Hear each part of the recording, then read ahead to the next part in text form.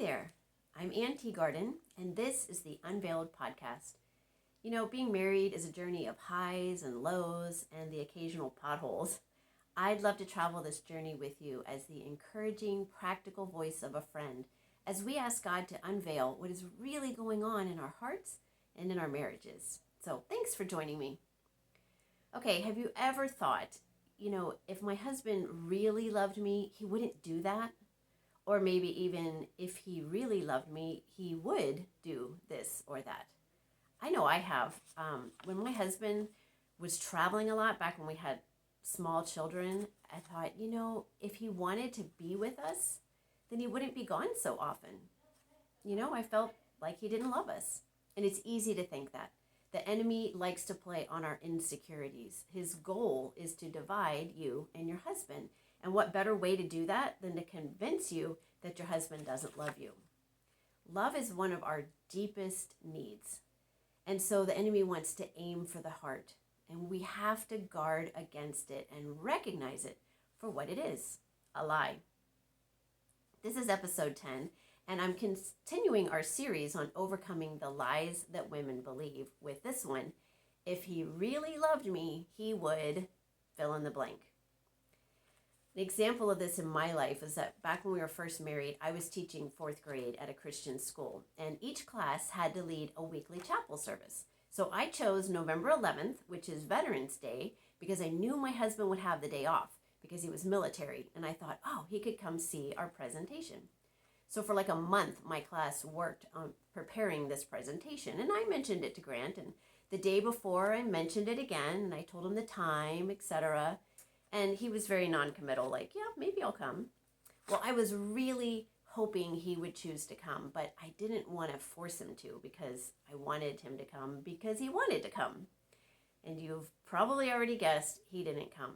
And I felt so hurt and angry, and I was just really irritated with him for days. And finally, he asked me, what is wrong? And honestly, I wasn't sure. I thought about it, and I traced it back to November 11th. I felt like he didn't care about me or what I did for a living because he didn't show up. I felt unloved.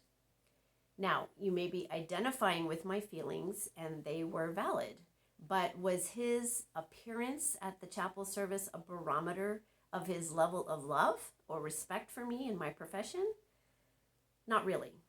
So we talked about it, and he said he didn't know how important it was to me. I'd been very casual about it. Like it was just an option for filling his day, and he had plenty of ideas for how to fill his day.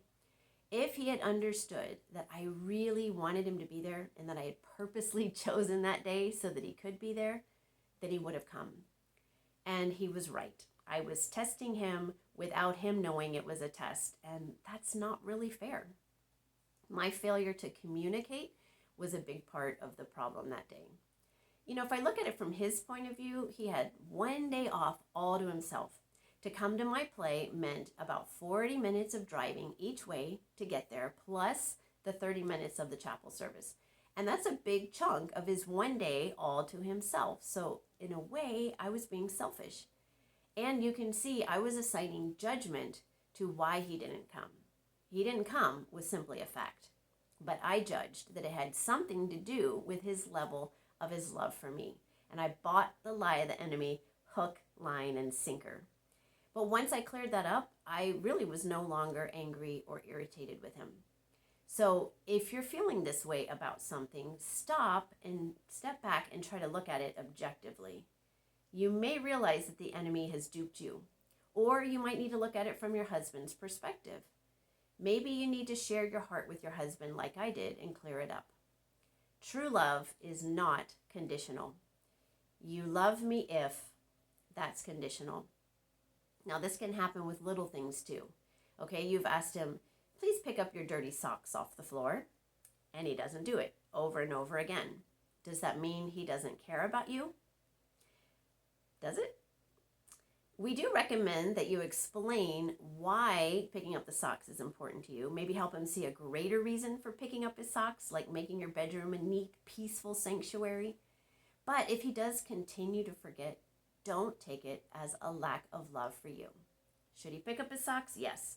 But the point is not to equate it with love. It's simply a habit for him to develop. Or you could start picking up his socks as a loving service, but don't feel unloved while you're doing it. And if you think about it, if the enemy can create a bunch of tiny cracks in your relationship over seemingly small things like that, eventually the cracks will merge into one large crack that brings division. As a wife, I must guard my mind, heart, and marriage. If I don't fight for my marriage, who will? Remember, the enemy is playing on your insecurity. As long as we keep believing that our husband's thoughtless actions reflect his level of love for us, we'll be unhappy and insecure. Many of the things that men do, they don't even realize they're doing it. And we do that too, women. They may not realize that they leave the cap off the toothpaste until you point it out. They may not even see the coffee grounds they're leaving in the sink. So give them some slack. Take care of it without grumbling, or politely point it out and ask them to work on it. But have grace as they are learning a new habit. 1 Corinthians 13 says, love keeps no record of wrongs. So make sure you don't have a tab going, because that will only lead to unhappiness.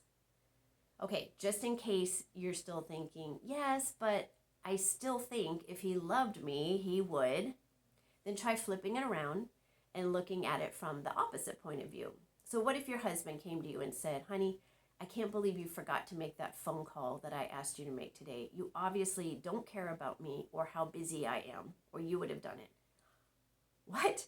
We would be horrified that he thought that, right? And then we'd feel shame, and then we'd feel unloved in return.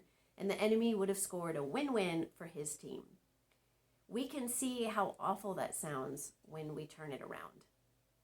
If you're feeling insecure, ponder if you're loving yourself and if you know and feel God's infinite love for you. He loves you so much.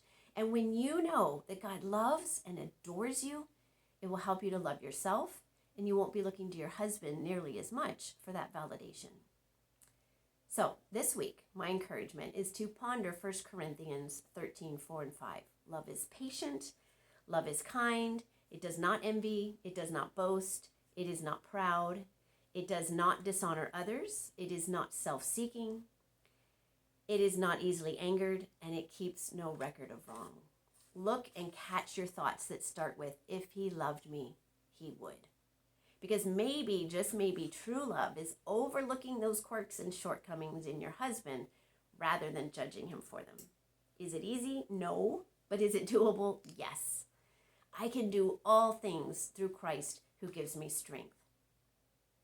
I hope that you're finding these podcasts helpful. And if you are, please share them with a friend.